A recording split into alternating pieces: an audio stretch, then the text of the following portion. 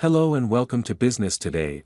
We'll be live in New York this hour, where we're watching the markets because President Trump has said he is recommending a new 50% tariff on all imports from the European Union, dramatically raising the tensions in his global trade war that came just a short time ago via Truth Social, his own social media network, and it comes despite a recent pause on tariffs for 90 days. We're still well within that window, lamenting on Truth Social that negotiations with the EU are going nowhere. The US president pledged to bring that new tariff starting on June 1st, that is just 9 days from now. President also threatened to impose a 25% import tax on Apple iPhones not manufactured in America.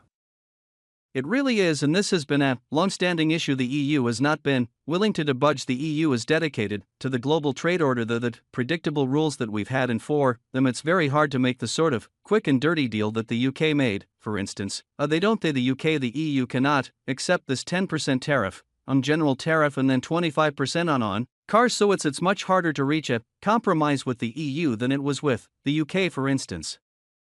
What do you make of the timing? Because there is a phone call due in the next few hours between Mariskovich, the European trade negotiator, and his American counterpart. Is this time to influence that?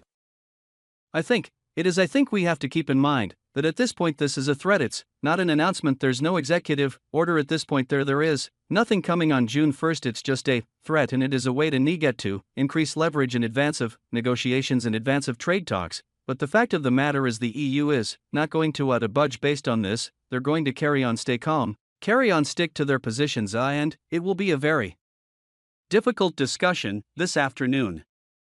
A lot of the car companies here in Europe have revised their forecasts. They can't give too much detail on what they expect in the next year because this changes from day to day, and this announcement was a very good example of that. Yeah, there was, for a while there was this perception that, with this 90-day pause, that there would be that Trump was backing off, that we would have a bit of quiet and stability. This shows that it's not at all the case, and it's not just about the EU. This does not bode well for the US-China negotiations either, or indeed for any of the other negotiations that the US is trying to do with countries like India and Japan. The US has huge difficulty in actually getting to deals with most countries, so there we will have continued instability, continued uncertainty, and that's not the uncertainty itself is not good for the economy, in addition to the actual cost of the tariffs.